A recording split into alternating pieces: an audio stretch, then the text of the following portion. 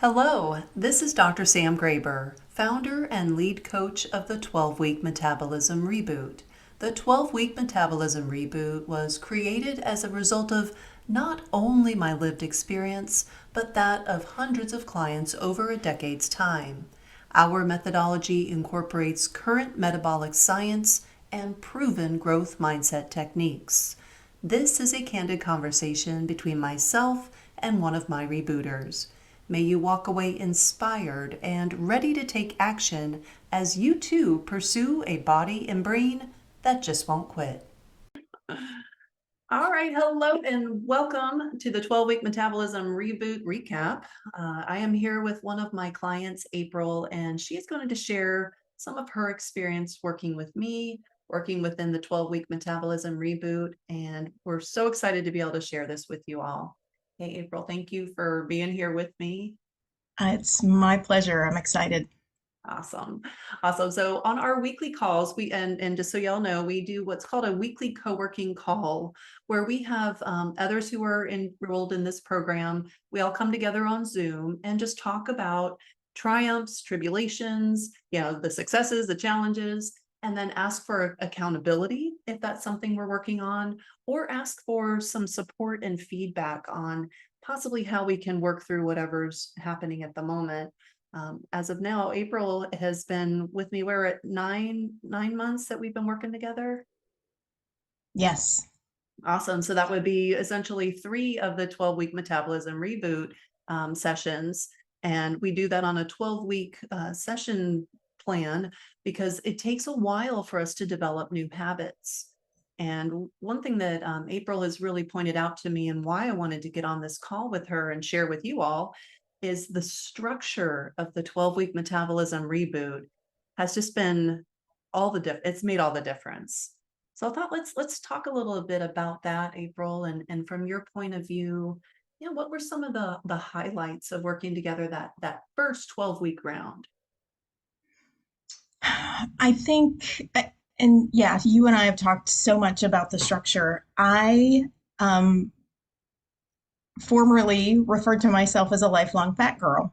Mm. Um, but I have been on diets and in exercise programs and those things literally since I was a little girl.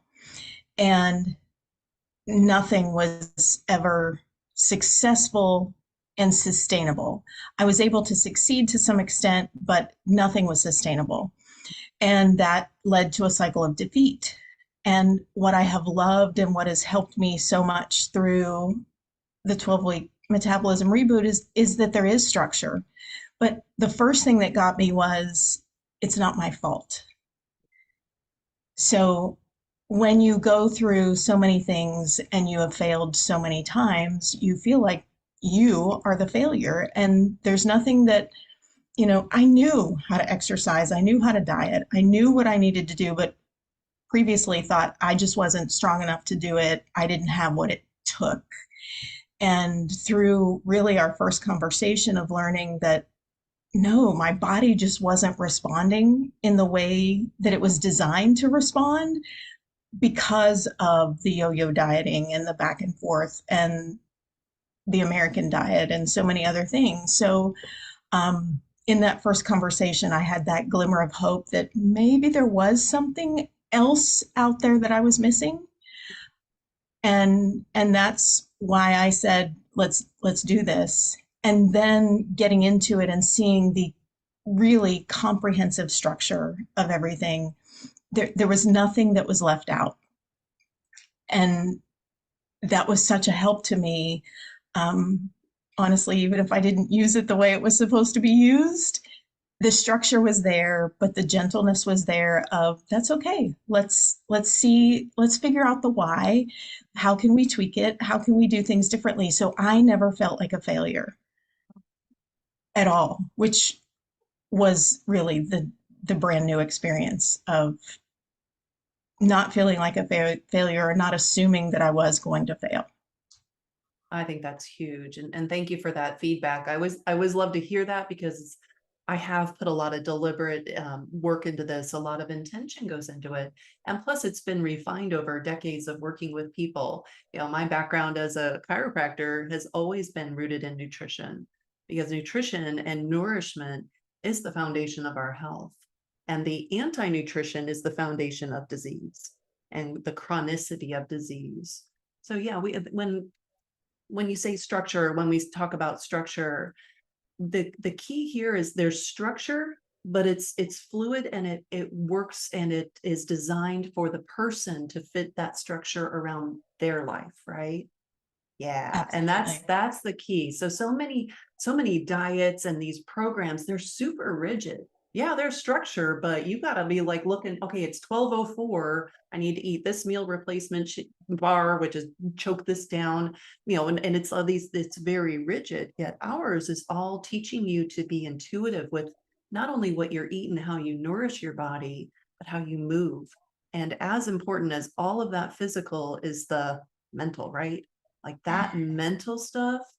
And whew, when you had those insights, it was so powerful to watch you, bring those things together and then start sharing it with everyone, and with me. So how would you kind of talk to the mindset work? And it's not necessarily structural mindset work, it's more healing that relationship with ourselves, right? Can you talk a Yeah, little bit? Mhm. it has certainly been a journey, and I think there's so much more understanding of how powerful our mindset is, whether it's in business or in personal life, in relationships. But the healing of that relationship with food was obviously integral in being able to make this sustainable. And the first part of that was realizing that I wasn't a failure, but I had been using programs that did not set me up for success. And Yeah. that took, I mean, there's so many little pieces to it of, my own belief about my body and how I related in relationships and in work, and understanding that this was not about me personally. It was about the programs that I was using or the things that I had learned that were not really the way our bodies were designed to be. And when we try to manipulate those things, it was not effective. The structure of allowing me that opportunity, so taking away the stress of, am I doing this right? Did I get everything right? That stress did not exist. So I was able to just figure out the whys and change my relationship with food, honestly, for the first time in my life, Mm. and to feel like I was in control rather than food being in control. And I think that's a common occurrence for people who have struggled with weight. Maybe for those who haven't, that sounds bizarre, but that's what it was. It was really the food having power over my choices, and me now in the place of, no, I have the power over that. And because of the way I have moved in the process, I don't, the cravings aren't there. So the mind cravings, but the body cravings aren't there. I'm not hungry. I'm not a slave to the things that I was before.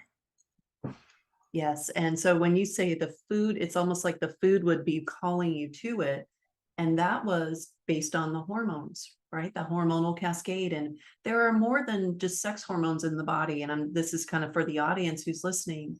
When we hear hormone, we think the sex hormones, but we have metabolic hormones, y'all, that are very powerful. And then we have stress hormones like the cortisol, which is the primary one that we talk about. And then I break down a little bit, not too nerdy, but sometimes I go down a nerdy rabbit hole. But I think it's so important for people to understand what's at work behind their body and how it's designed. This design is perfect. The food and the lifestyle that we live now, the stress, the constant bombardment of negativity, that's not natural. And that is when we were, our design is not set up for that kind of life. So as we're learning about more of the way our body responds, and each person responds differently to stress as well as food. But a lot of, and we've talked about this bazillions of times, a lot of what is out there and marketed as food is not food. It's not nourishment. It might be quote unquote calories. It might be some flavors. It might have originally had some nourishment in it, but by the time they process the heck out of it, a lot of that nourishment is depleted. So we look at real food, and that's why they'll, you'll never see a meal replacement shake or a bar or a patch or a potion or anything on anywhere in my work, because it just isn't, it is not food. It's just not food. Plus, it's not sustainable, right? I mean, right? So, and so maybe contrast this with some of the those other programs that you've been on or that you've experienced, and how that's so different. And even though at first you kind of think you need to have that because we've been conditioned by the obesity profiteers that you have to go on a diet, you've got to eat this certain type of food or this certain berry that only grows in the jungles of somewhere, it's like the craziness now that you're seeing more clearly. Let's break that down a little. Before I do that, I gotta say, I love it when you get on your nerdy rabbit trails. Um, and that was honestly something that drew me to you into the program because it is based in the actual science of how our bodies function. So Mhm. again, it was, oh, my hormones are out of whack. Yeah. Oh, that's why I'm hungry all the time. Yes. That's why, I can't lose weight because I'm hungry. And so understanding the science behind it and okay, understanding a glimpse of the science behind it was really helpful in again letting me let go of the the trap that I felt like I was in. Um, so as young as I can remember, I was in a study at the University of Pittsburgh that was all about eating less and moving more because I was the fat kid. And then I remember my mother and I going to Elaine Powers. I had the little leotard on and the tights, matching colors and the little machine that jiggled you. Um, Weight Watchers, lots of those different kinds of programs. And I, nothing was sustainable. It's expensive, first of all. And the it just wasn't set up in a way that allowed me to figure out what worked for me and to understand all of the deeper reasons why that was happening. There's a lot of work to be done mentally, but it's not the crushing work that I thought it was going to be. It was simply just discovery. It Love it that. wasn't, I'm a social worker and obviously believe in therapy, and I think those things are important. But I also think that's sometimes why we resist accountability because we're not ready to go there. And this wasn't forced, it wasn't pushed, but it was the gentleness of what is underneath that, and how do we create an environment that supports you in that. Um, so that was huge for me. Mhm. And separating our worth from our weight, Yeah, right? yeah.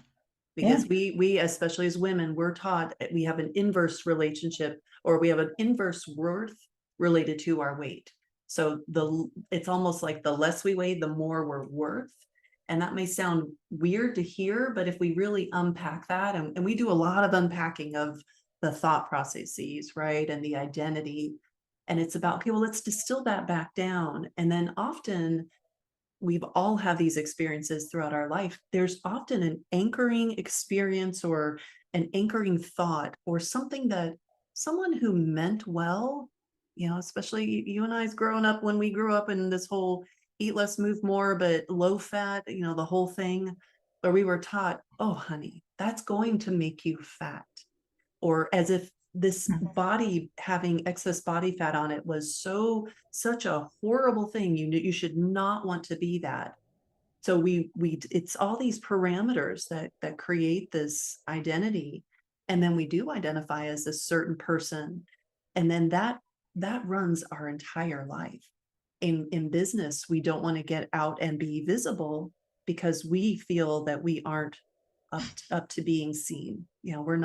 We don't have that, we're not seeable. We shouldn't be seen because we are XYZ, whatever identity we're going to put on ourselves and label ourselves, when they're not related at all.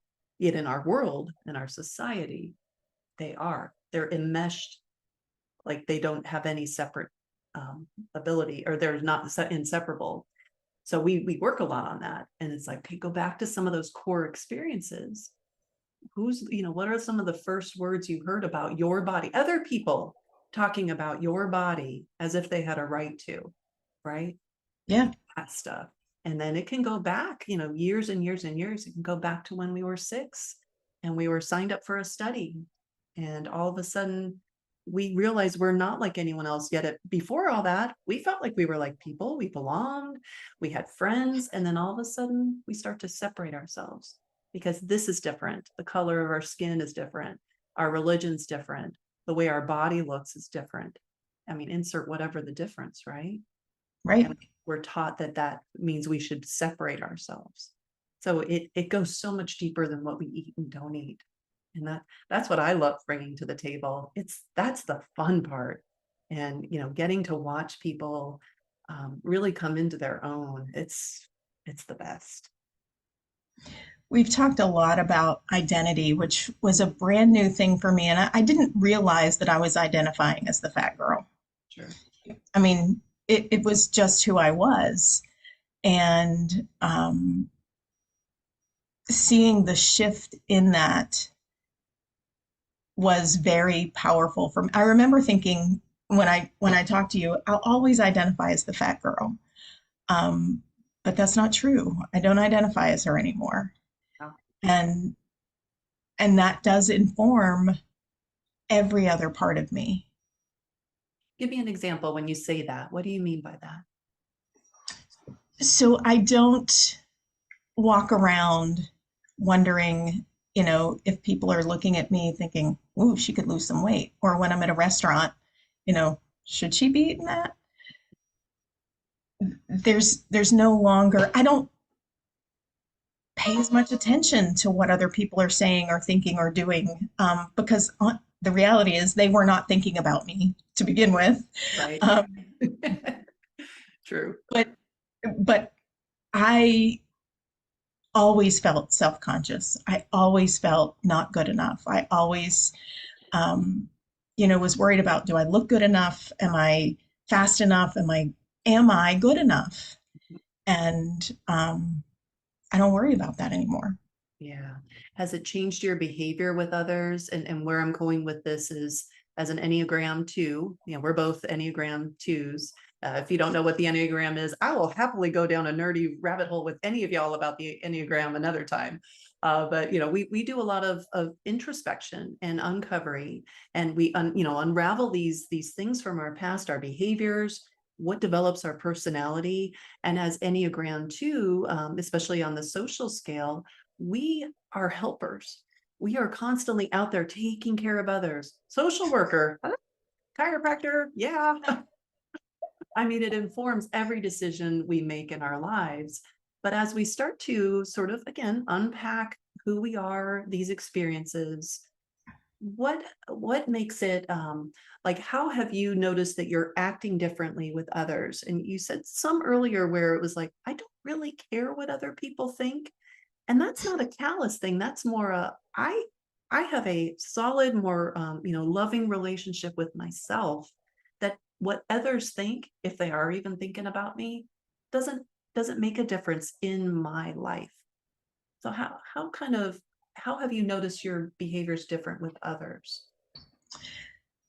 So in doing some reading on the Enneagram, oftentimes a 2 can do things for the approval of others. And I started to recognize, when I was doing that, and I think I had grown through a lot of that. I think as a younger person, that was absolutely why I did everything that I did. But it's allowed me to kind of pause and think, is this for me or is this truly for them? Mhm. And had someone recently say, sometimes twos are, especially Christian women who are twos, Mhm. just assume that because that's what they're supposed to do. No, I am actually through and through a two, so there's no question about that. But I do have to think, is this for me or is this really for somebody else? And um, so I'm not doing it out of my need anymore. I'm doing it just because this is what I want to do for that person or in this circumstance. And I don't feel obligated to do the things I was obligating myself, but I Yeah. don't feel that obligation anymore. Yeah, that's great. And as we heal our relationship with ourselves, because as this isn't obvious, but we don't often think of this, our relationship with ourselves is the longest relationship we have in our life. It is Yeah. the one person we cannot escape at any moment in time. So we're having a more loving and compassionate relationship with ourselves. And those of you out there who have done some of this work, the mental work that it takes to develop ourselves in our personal development journey, that there's that monkey mind, and there's that part of us, our ego or our psyche that is constantly at us, right? And it's just that constant chatter that's going on. And it's that voice right now, for those of you out there who are going, what is she talking about? It's that voice that's saying, what is she talking about? I don't have that voice. It's that voice. It's that constant background noise.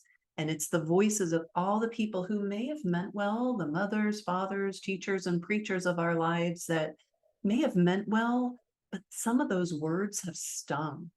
And for those of us who are the heart type in the Enneagram, the emotions, we're very connected to that part of ourselves. Sometimes we're not as connected to the intellectual part, not meaning we're not intelligent, because we be intelligent, but it's that we don't live in our heads, we live in our hearts. And so part of this is learning how to be in our body, be in our heads, and be in our hearts at times that serve us, right? So instead of just doing it for that approval of others, um, it's doing that because it really does mean something to us. And then we got real clear on, well, what is truly meaningful to each of us. And that I think, when we realize our motivators, and then we can have more measurement of success, and we can let ourselves off that proverbial hook, like, all right, that's the past, man. I can't do a thing about that. And I certainly can't predict the future. So I'm going to work on me now in a way that supports the future vision of me. Now, like we talk about, well, what would she do? What would my future version of me, who's successful and strong and healthy and vibrant, how would she make her day look? How would she be sleeping? That kind of stuff. So it is so much more than what you're eating or not eating and when, right? But we do Yeah. learn all that. We talk about why we need protein, and I teach you how to know the amount of protein that is best for your body. And then we look at our carbohydrates, and making sure that each of those are, make your carbs count, count your carbs and make them count, is one of the principles. So maybe share a little bit more about the actual food part, or the nourishment part, if you would. Sure. So that was obviously the beginning. And, um, I, because I'd been on so many diets and because we've done whole foods and vegan and, we've done a variety of different dietary plans, um, you kind of go into it with, all right, let's see. I knew that whole foods were better for us, and that's exactly what you were encouraging is whole foods, the real stuff, not the things in a box and a package and all of that. And then you start to think, oh, that's going to be time consuming. And the reality is, you get into a groove really quickly of what does that look like, and having a plan. And So first we cleaned out the house of all the things that were full of sugar because I was clearly a sugar addict, no question about it. Um, and just cleared out the things that would make it more difficult. And then started on, one meal at a time, just changing things up. So that was really important for me too. It wasn't, overnight, we're going to do it all. And this is, be all and end all. You're going to live or die here. It was a slow progression into, okay, how do we change this one meal and for a while and get into that groove? And then let's change another meal and get into that groove. So I really appreciated the slow entry, Yes. because it allowed me a little of the, I think we all go through this, I'm gonna, one last meal, what's Oh, that gonna yes. look like? And, Yes. so it wasn't an overnight transition. It was a slow transition that was really helpful for me. But with really clear explanations of the why. Why are we doing this? Be sure that you're drinking enough water, and why that's important, and be sure to get this amount of protein and why that's important. And we also didn't, limit carbs to where I was starving all the time. I expected to be hungry all the time because that's what I was in every other diet, hungry all the time. And I'm not going to say I've never been hungry, but that was very minimal. And 9 months later, I can't even give you a really good example of, I was starving here. Um, so that was helpful too, that my body was being nourished enough that I really didn't have to fight the hunger. I had to fight the brain of I want to eat Yeah. because I'm happy, sad, bored, anxious, nervous, whatever it was. Um, but very rarely was that true hunger. And then the other work kind of came in to what is really going on. And then there were tools for that too. So the food part was probably one of the easier parts to do because it wasn't, you know, it's not rocket science. We're not, and having the chronometer app that really kept track of it all for me, um, made it even easier. Yeah. So, scan that food, put in broccoli and how much you got. And so I didn't have to do the math either. Yeah. Yeah. I appreciate that so much about having something that tracks it for me. And because I used to be averse to it as well. And you've shared with me that at first it was like, oh, I got to track because it's, we have this idea of all these other programs, right? Where you've got to track the points and all those things. But it really is just about seeing on a screen, with numbers like, oh, okay, when I eat this way, this is what my body is being fed, and breaking it down into those macronutrients of protein, fats, and carbohydrates. And then knowing, okay, well, what are the better fats? What are those healing fats?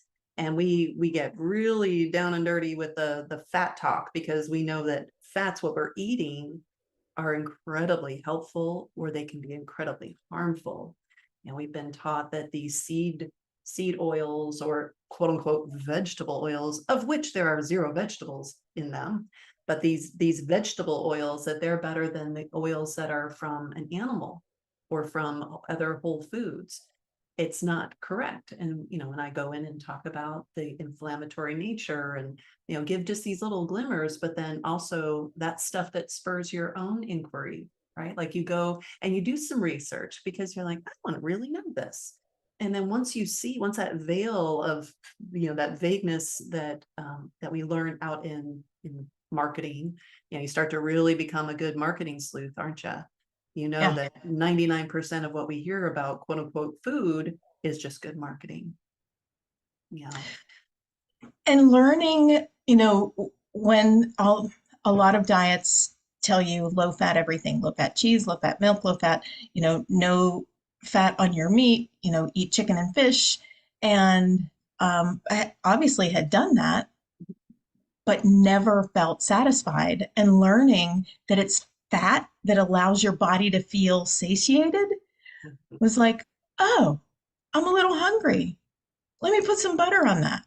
Mm-hmm. Or so that one fact alone was mind blowing of I don't have to be hungry and just suffer through it.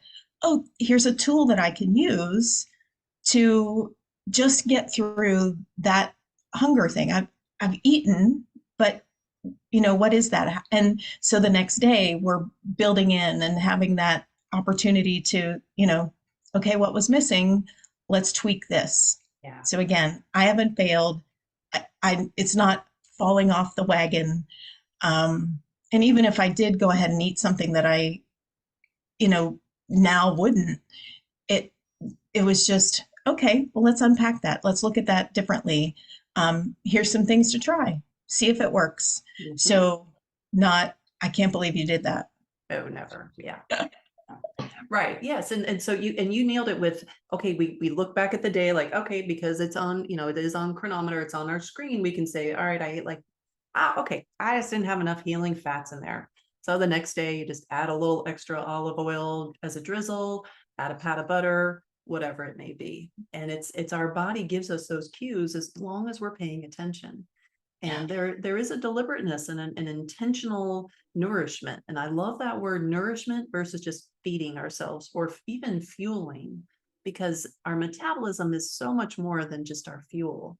Yeah, our metabolism runs the show.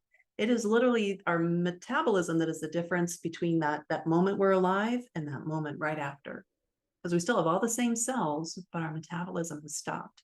That is our life essence in the physical plane. So the more we know about that and the more we can enhance it and optimize it, the better. And we are the expert on ourselves. What works for me isn't necessarily going to work for you. There'll be some similarities, some foundations, but we have differences. We have different experiences. We have different bodies that have been through different things. We might have, different levels of insulin resistance. That's another thing I love to nerd out about. But insulin resistance it's rampant. Like, I think the latest estimates are like only 1 in 10 adult humans in this country have a healthy metabolism. 1 in 10. That means 9 in 10 are on some variational level of disease or chronic injury to their system. So it's then knowing a little bit more, okay, well, what does that even mean? That sounds really big and heady, but it's basically when our bodies are literally marinating in insulin, and our body eventually, our cells go, I am not listening, because it's too much insulin. It has to create like a firewall essentially. And then when we get that healed by dialing down the carbs, or as I call it, the garbage, dialing down that garbage, allowing our body to actually be able to utilize the insulin and helping our pancreas not have to pump out so much of the darn stuff, that eventually those cells get recalibrated. And our cells are constantly turning over. We know that. Most people realize we're not the exact same body as we were a year ago. Some cells are similar, but all that aside, we constantly have that renewal opportunity. So over time, as you're replenishing cells that were never insulin resistant in the first place, they are able to work per the design. Like, they're able to come on board and be like, we talk about insulin resistance. I never had that. Yeah, and I like to anthropomorphize the body, and it makes me happy and gives me joy. I have to entertain myself. But it's that kind of breaking down the complexities to make them more understandable. Like, oh, now I see when my body's exhibiting this behavior, it's because of this action or inaction. And then that Exactly. takes away, right? And that takes away that I'm doing it wrong. It's like, oh, my body just needs a little assist. I'm not being the greatest sous chef right now. I need to step it up. Let me dial up what I'm doing for my body. We're allies in this life. We're not Yeah. a It has allowed me to step out of the emotional roller coaster, hamster wheel, whatever you want to call it, of the diet process yeah. and recognize that I have a machine to work with. And the machine has not been maintained well for most of 54 years. Okay. So it's going to take some time, but this all of the parts are there. And I didn't have any known underlying health issues, which was huge.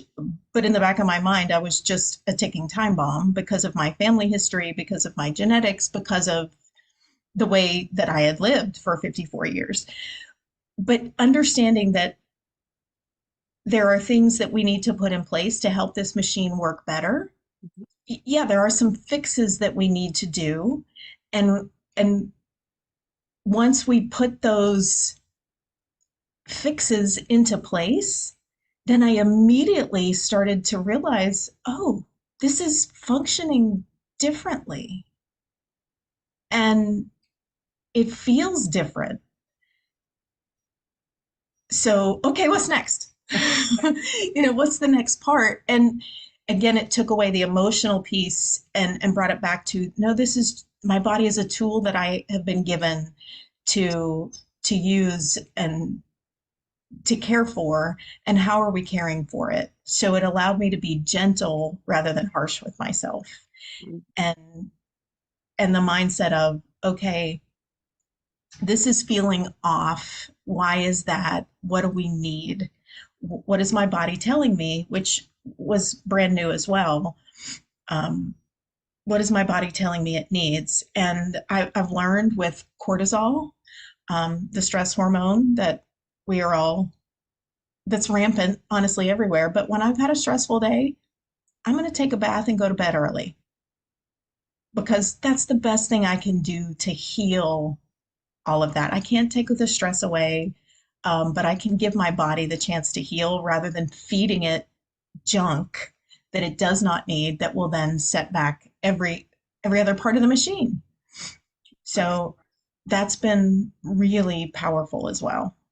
I love that. And had you ever even thought of that concept before, or nothing's ever taught No, you that? Or yeah. no. And I look at this as almost helping someone understand that user's manual, that we ideally would have been given when we were born. And, like each person comes with one of those. It doesn't happen that way, but we have similarities, yet again, we have some differences and nuances. But the better we can understand what's at work in our body, the better steward for our body we can be. And the interesting thing about our machine, or the human machine, the body, is it's a dynamic machine, meaning, Yeah, it's not like most of the machines we think of, like this computer. It's a very complicated thing, but it can be figured out, and there it's kind of linear, like it's either working or it's not. The human body, oh, it's mass perfection, but there's so many little things, little inputs that can change, and our body can adapt. She's like, all right, cool, check, check, check, done, adapted. And then we do that over and over and over, but eventually all those inputs, they're so erratic and so not in congruence with the way we're designed, our nature, that eventually the body's like, all right, all right, I give up, go ahead, do your craziness, and I'm just going to deal with whatever I can. And yeah, eventually we get that separate from our body, and then that's where that war starts. And I'm all about peace. I'm a hippie at heart, so I'm all about make love, not war. All the things. And with our and again with because of this is the most important relationship we have, healing a lot of that relationship. Now that's not going to happen in 12 weeks, folks. I want to make sure that people know it's about managing expectations, right? And when we ramp up, I call it the wade in part of the process. As we're wading in, we're kind of like, oh, okay, that feels good. I like this. I like this. Then eventually we're fully submerged in this new way of being, a way of eating, way of thinking, that it just feels like water to a fish. Like, what are you talking about? Water. This is just the way I live. And yeah, then that is those moments, those aha moments where, wow, I'm different. It's not so much anything else in the world. It's we become different. We become more of who we really want to be. And then that's how we go out in the world and make our impact. So to me, it's never about the weight. But I talk about weight because number one, that's what people are talking about. And that's what we've been conditioned to think that matters. weight is a data point, right? It's a lagging marker. So it's something that comes after whatever actions. And we, we talk about this in the wealth management space and in business all the time. There's lagging and leading indicators or KPIs. It's just merely a data point. And so knowing what that data point individually, the one data point is useless, means nothing. Now, if we look at a pattern, all right, now we're getting somewhere. We look at that pattern based on actions taken or not taken. Now we're cooking with gas, right? Now we can make decisions. And then it's a matter of those decisions that become our habits. So we talk a lot about habits, not in a way of, you're just in the habit of being certain. There's never any judgment, as April has very clearly stated, and that is key. I mean, there's never, you're doing it wrong, because there's no it to do, but there's a, here's how you learn how to incorporate and rewild and renature yourself, because we've been just taken so far off that natural path. And I think that when when we have these conversations and I hear from others in our in our ecosystem, that's, I think, the take home for me is like, yeah, that is the difference. It is about you figuring out you, instead of, oh, well, what does Dr. Sam say I should do? Because I don't do that. I say, this is how the body works. These are the things that help this amazing body do her work the way, and optimize it. And then this is behaviors, and this is why we choose behaviors. These are some of the behaviors you're modeling. So let's have you dig into those, you know. I think that, to me, the more I listen and have these conversations, the more I know that is truly unique. It is. And I think clearly your nature is to support us in whatever the journey looks like. And we do each have our own journey, and I appreciate that. But you encourage the finding what is working. Mhm. And I think before it was always, this is what works, and you're just not doing it. You're Yeah. not working hard enough, calories in, calories out. So it, I never felt like I could keep up. And I never, even if I did keep up, could I keep keeping up?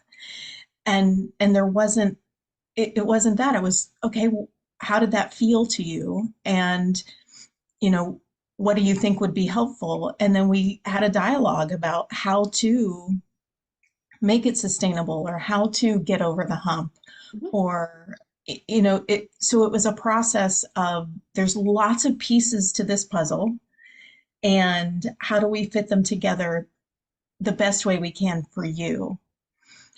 I have always been averse to tracking, um, and accountability. Mhm. Okay. I think you and I had that conversation. I don't want to. Yeah. Yeah. And that is a valid response. I don't want to. All right. Well, let's see how that sits with you, you know? Yeah, Yeah. but I knew that what I had always done was not successful. So there was part of me trusting you and trusting the process in it. Okay, fine, I'll do this. There were a couple of those, y'all. There were a couple. All right, fine, I'll do it. I'll report back next week. Right. Um, Yeah. but in the process, I learned how very important that is for me, Mhm. Okay. because it was not accountability to you. It was accountability to you, but more than anything, it was accountability to me. So I learned that when I don't track, when I don't weigh, when I don't, it signals something in my head that says, oh, it's a free day. You can have all the ice cream you want. And then when I get back on the scale, I go, oh, guess that wasn't a great idea. That's not really what I wanted. But there was no judgment. There was no anything. It was just, okay, tell me about that. Mhm. And then I had to say that the accountability and the tracking is for me, but allowing me that space and that time and that struggle was really huge, because otherwise I just rebelled. Fine, I'm not going to do it then. Sure. I'll show you, Right. as if it was for you to begin with, but or for Right. them to begin with. Sure. So that was really powerful for me. And now that I am very close to our set goal weight, Mhm. I don't think, oh, well, when I get there, I'm not going to have to weigh anymore. Yeah. No, that I will always be. And you hear about people that just weigh all the time. It's just, that's their norm. That's okay. It doesn't, that is my norm. I need to weigh on a very regular basis, probably every day, just to keep me cognizant of where I am and where I want to go. And it helps me build in and keep the habits. Got it. Yeah. And for some, like we talk about, for some, I don't recommend weighing at all. It depends on our emotional relationship to that number. And if it's damaging for somebody because of past history, we don't even look at it. We look more at clothes or your energy or how well you're sleeping, because there are different indicators for different people. And then over time, as we heal that relationship with this number, we realize, okay, it's just a lagging, it's a data point, and we can dissociate the meaning to it. It's literally just our relationship to gravity at that moment, and it can change what 3, 4, 5 pounds in a given day, depending on the time. That's why consistency matters, consistent time, consistent machine or scale, all the things. If you go potty before, then make sure you go potty before you do it the next time. All that stuff, it matters, and that's where the science and the data, the intellectual part of this comes in, and then separating the emotional part, but then also celebrating those changes, and the wow, I'm in a such and such size now that I've never been in. That is something to celebrate. All those wins, or when our clothes are just feeling better, it's like, "Man, this scale's not budging much, but my clothes are fitting differently. I'm sleeping better, and better sleep leads to better everything." So it's a lot of those, and that's why we track stress level for the day, what our sleep was like, times, and then looking at what our weight is. If somebody is a daily weigher or a weekly or a never, it's not something somebody has to do. Ideally, we can learn how to just view that as a data point, so we're no longer emotionally charged by it. Yeah, I love it. And I think understanding what motivates you Yes. and building those things in. I am motivated by the numbers, Mhm. and I'm motivated by I think we all enjoy the wins, but it's I have sort of made it a test for myself in how many how many days have I kept track of things, and oh, I don't want to break that streak, and that's not anything that you put on any of us, but it's me seeing the data points and looking at that, and oh, well, can I do this again, or you know it's Mhm. just the internal stuff. And I think that's so important for us to realize that we are motivated by certain things, and what is it that will help you maintain and continue to be excited about the changes that you're seeing and what you're doing, rather than dreading every single day. And that's what most diets are. I'm going to get up, I'm going to exercise, I'm going to go to the gym, I'm going to eat the whatever. Board. Mhm. Right. um, so finding those ways to motivate myself and make it a game. Yes, I love it. Yeah, and have some fun with it. I mean, some of it is like, okay, this is just something I have to do, but that's a lot of life. And then other things, it's okay, let me look back. I have a decrease on the scale. That doesn't mean I'm any better a human. I have an increase on the scale. That does not mean I'm any worse a human. It's now I look back at the day 2, 3 before and go, "Ah, what's been going on? Oh, stress has been off the charts. No wonder, right? Because cortisol comes in and she pushes all the other hormones out of the way and says, this body's mine. I'm in charge here, because she is. So Mhm. if we have to look at our stressors and then look identifying, okay, what can we get rid of in our life that is stressing us out? Are we being too much of a people pleaser? Are we doing too much for others and putting ourselves not even on the back burner? We're like in that little broiler thing underneath, like we're just not even on this on the surface. Yeah. So we have to look at those things. And yeah, we can white knuckle. I mean, most of us, we're pretty strong people. Like we've been through some stuff, we've survived. We can white knuckle for, the best of them. But is that sustainable? And do we deserve to live life like that? No. We deserve to have a life that is not only one we want to live, but one that we're like jazzed up about living. We are under of the understanding that we're here at this point in time for a reason. What that reason is different to each of us. There is no one reason. I think part of that reason is be, just to be, just to be, and just to be a vessel of love and light for the world, and that doer of good, but not doer as in things you can check off a list. It's just we are good. So it's bringing all that together, and then, oh yeah, nourishing our body better so our body can keep up with us. And I got into this work because I wanted my brain to be able to keep up with me. I have big plans. I still got a lot to accomplish in this world, and I want my thinker and my brain to be able to keep up with me. Those diseases people are dealing with, dementia, all, the whole gamut of that, mental illness, mental well-being, are, how that's cascading down. There is so much research coming out now about the work you and I are doing, the way we live, that is showing the health of people being restored simply because of the way they're nourishing themselves and what they're no longer doing. To me, I mean, that's the no-brainer to me, Yeah. is we are so at charge, or in charge, of what our now is and our future, but we have to do the things. And part of that is breaking the process down and healing our hormones. Those hunger ones that definitely affect the sex and the reproductive hormones. All the things are interrelated. There's no I can separate this out, and then, and we'll do all this stuff, but we're going to ignore this one part.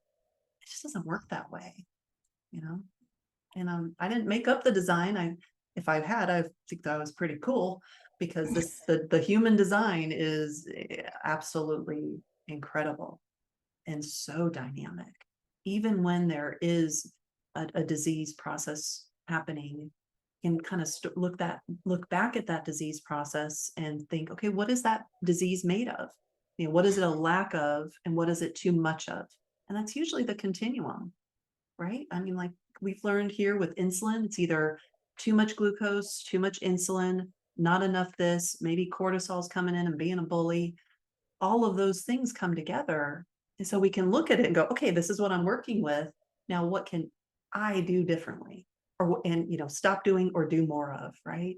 And what's working, so why don't I stay there in sustainability land? Right. It's And simple. instead of feeling powerless against all of that, and I felt powerless against the what I thought was the inevitability of having a heart attack Yeah. just because of family history and a lifelong obesity. Mhm. I felt powerless against that. I no longer feel powerless against any of those things.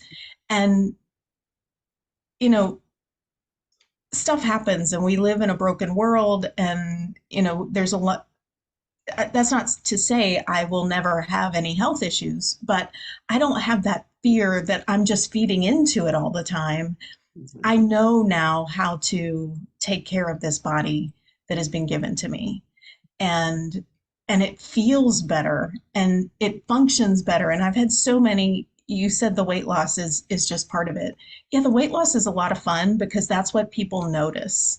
And that's awkward at the same time because everybody notices.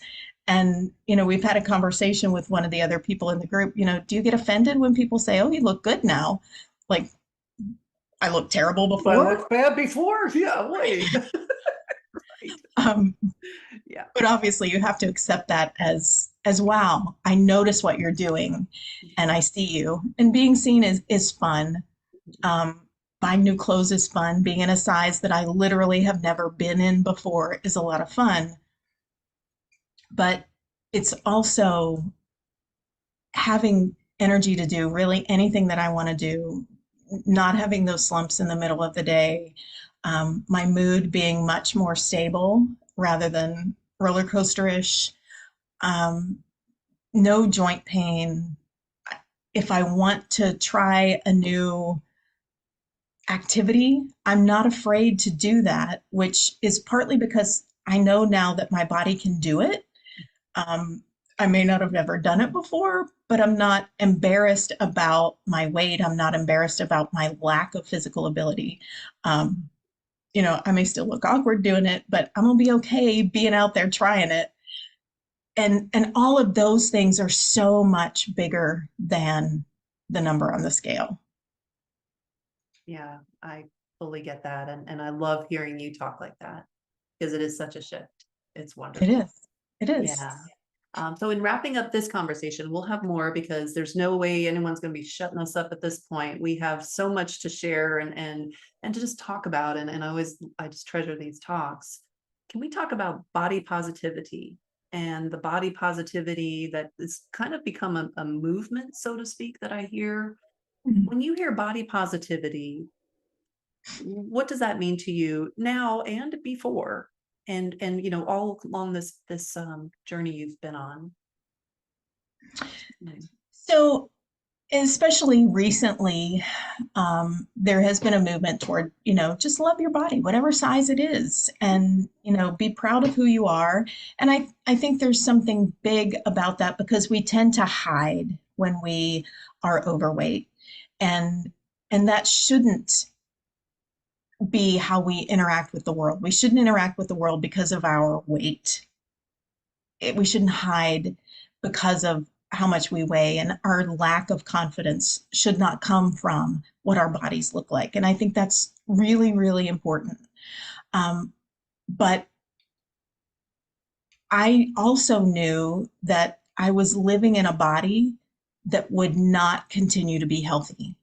There was just no way to do it. The extra weight, the lack of movement because I couldn't or didn't, because it's so much easier to sit on the couch than it is to get up and move when you're overweight.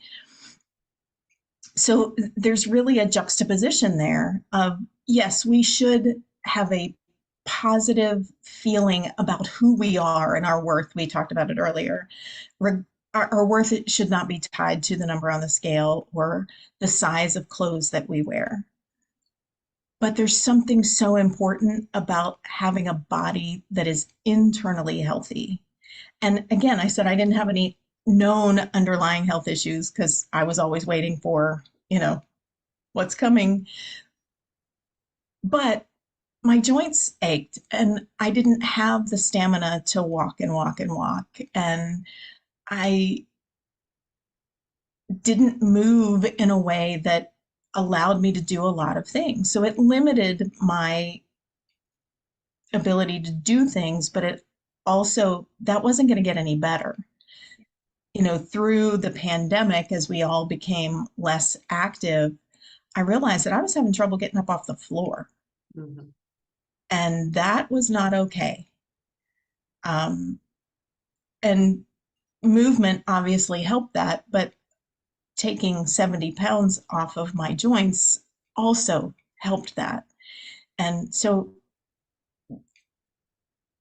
I think it's two sides of a coin. We need to be confident in who we were created to be, but also cognizant that we have this machine that does run well if we give it everything that it needs to run well.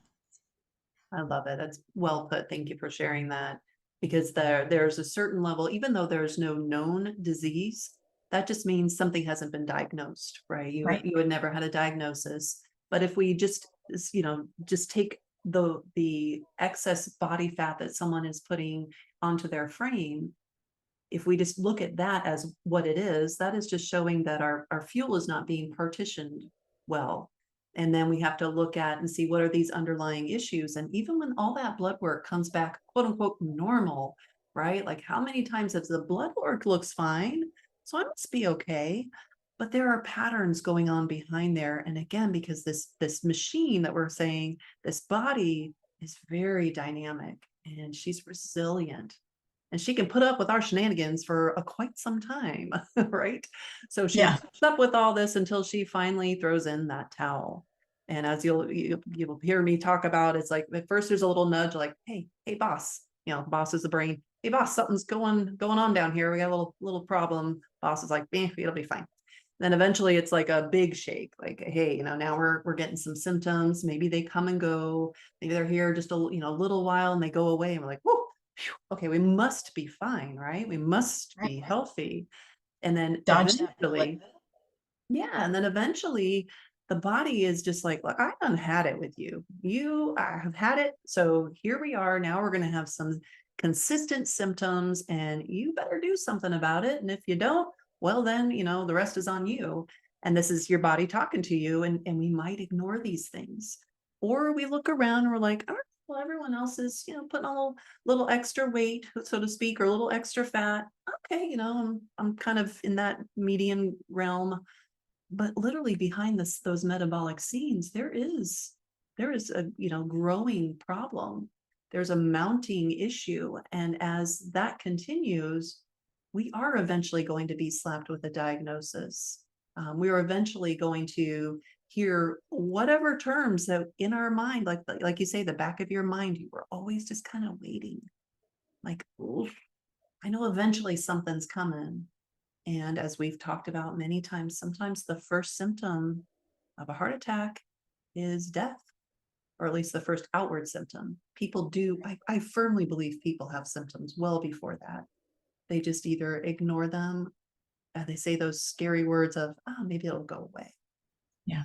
Yeah. Or they put themselves so far on that back burner, again, under that broiler, that if it were someone else, it'd be a 5 alarm fire. I'd be right there at that ER, making sure it happens. But because it's me and I'm too busy taking care of everyone else and not prioritizing myself, I guess I am waiting for that major signal. And so, yeah, body positivity. I love people, period. I don't care what your color is. I don't care what your size is. I love you as a human. It's not healthy at a certain level. Now there are different body styles, body builds. Like I'm never going to be skinny. That will never be. If I'm skinny, you're like, oh, something's going on there. But Right. for other people who are just built in that skinny, that thin, that does not equate to healthy either, right? Their Mhm. number on the scale may be within a range that's, some mucky muck has determined is healthy, but metabolically behind the scenes, they might be a train wreck. Who knows? So we can't say that skinny is the goal either, right? It's the ability to keep up with our activities that we want. It's that strength, it's that resilience, it's the ability to sleep and wake up rested. It's all those other things, how we deal with our stress. And yeah, there are times, even for yours truly, where stress gets the best of me and I'm a flipping mess, but I don't judge myself. I don't say, oh, you're doing it all wrong, you're such a hypocrite, all that stuff. I'm like, oh, you're having a human moment. What do you know? You are a mere mortal. Sorry to tell you. Love that. You're a mere mortal and this is just how it goes. And it's such a beautiful way to relate to ourselves. So for me, this isn't about anyone else. I love sharing what I get to do. I love celebrating the wins and helping people walk through this. And, as I say, walk alongside folks. But for me, it's like just being able to experience life in a different way. It, there's nothing that substitutes for it at all. Yeah. And And knowing there's that. no way to believe that this, had you said to me in the beginning all of the things that would change and where I would be, I would have said, yeah, right. I've heard that before. I didn't dare to believe that I could be where I am, and I had no idea how beautiful it would be. And part of it was because I wouldn't allow myself to be. But little by little along the way, it was sort of, oh, we really can, I really can fill in the It- blank. Yes. Yeah. Uh, I love that. Well, I think that's a great place to end this conversation. And Yeah. I want to thank everyone who's been listening, or if you've caught snippets of this. If you're just catching a little portion, there's more than likely a link somewhere in the YouTube description to the full conversation. And subscribe to the channel so that you can catch the next conversation. I think April and I have some big things in our future. Just she's been inspirational to me and to others in our on our 12-week journey. But also it's like once you realize just what's going on inside this amazing body and how you see the suffering everywhere, that's the part that breaks my heart, is the suffering. Oh, so much everywhere. So I want people to, first of all, just know that it can be different, but to feel the freedom that I feel that I never dreamed was possible. And that sounds very cliche saying it, but that really is what it is. It's a freedom that I never dreamed was possible.